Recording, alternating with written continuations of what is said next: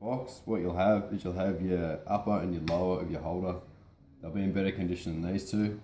Over here you'll have 16 M4s, M4 notch. You'll have 16 M4 by 30 by 50s, 6 M4 by 35s, 32 washers, and you'll have 8 couplers.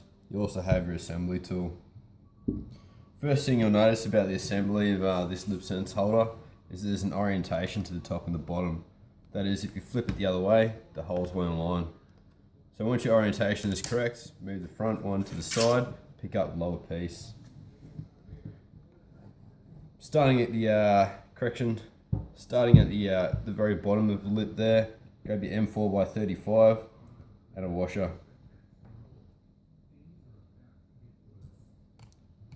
Wash through the hole,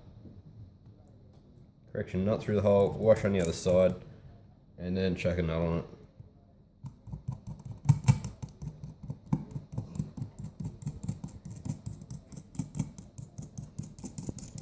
Do it up to the end, but don't do it so tight that there's no movement left.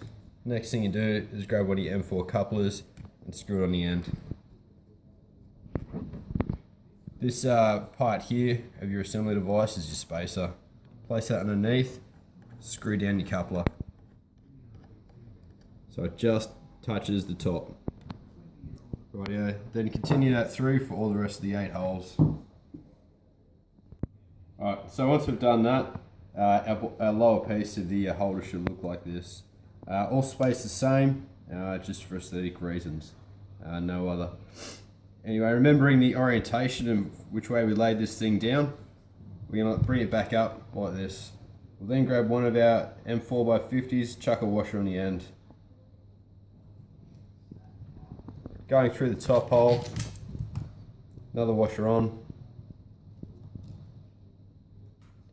put your nut on, and wind it all the way on.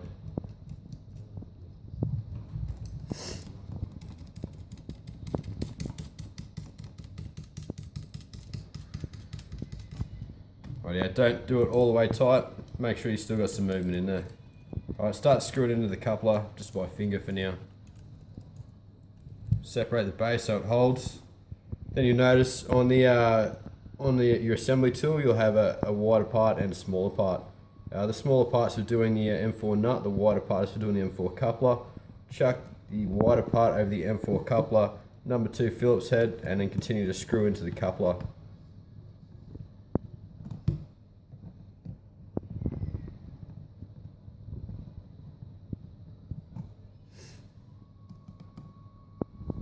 Doesn't need to be overly tight, just enough so you got some tension on it. Rightio, continue that procedure through for the rest of these 7 holes.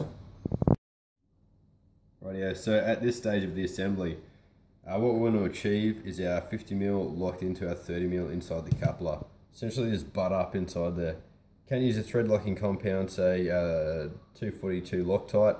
Couldn't see drama in using that. Same with these M4 nuts either side. What we want to ensure at this stage, we've still got movement between the upper and the lower parts. We want to ensure that we still have a gap between all the joins on the top side of the housing. If you found that one of these M4 nuts is bound up against the top of the assembly, recheck, back it off and recheck that it's tightened fully inside the coupler. So next part we'll do for the assembly is we'll align it so that our our poles that separate our lower and upper are straight.